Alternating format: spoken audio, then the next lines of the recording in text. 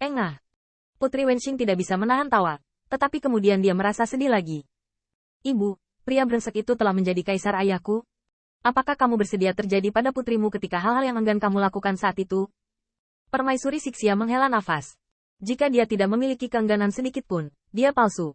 Saat itu, dia hanya ingin menghancurkan Kaisar Ke dan terbang tinggi. Tetapi ketika Putri Sixia menjadi Putri Sixia hari ini, dia menyadari bahwa banyak hal tidak sesederhana itu, dan banyak dari keputusannya sendiri mungkin tidak tepat. Putri Sixia tersenyum, masih sangat penuh kasih. Sepertinya dia tidak pernah berpikir untuk menipu putrinya. Wen Qing, ayo lanjutkan. Ada satu alasan lagi untuk penentanganmu. Dan alasan utamanya adalah kamu khawatir kamu tidak memiliki perasaan dengan suami mertua yang diatur ayahmu untukmu, kan? Putri Wenxing mengangguk sedikit.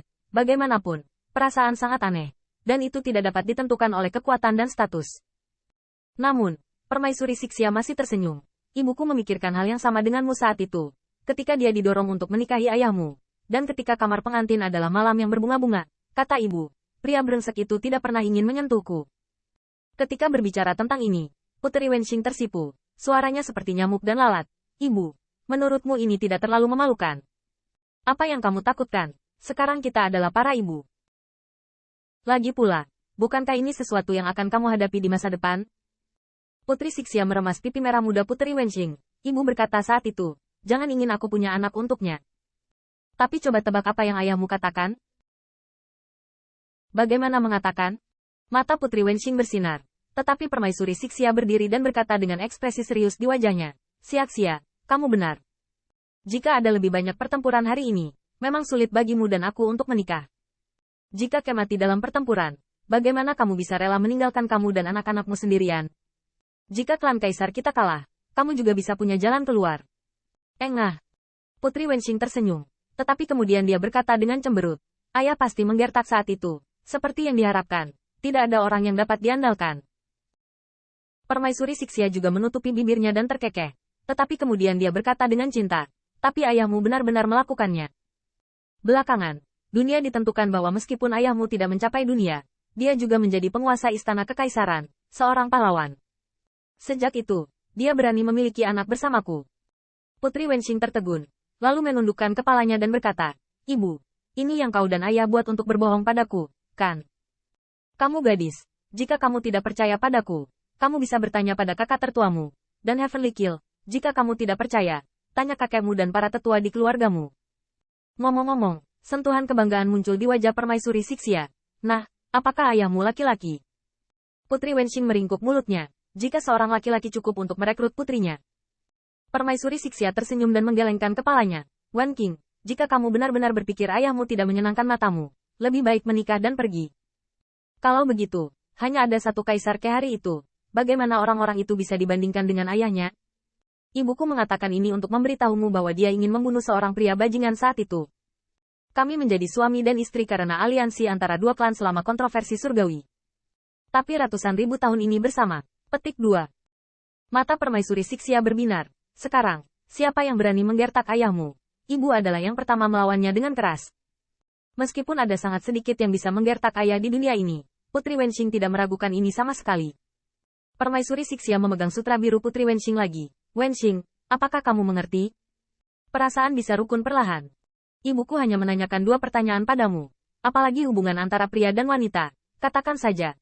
Persahabatan. Beberapa tahun yang lalu. Tahukah kamu Jenderal Tianxing? Permaisuri Sixia tersenyum dan berkata.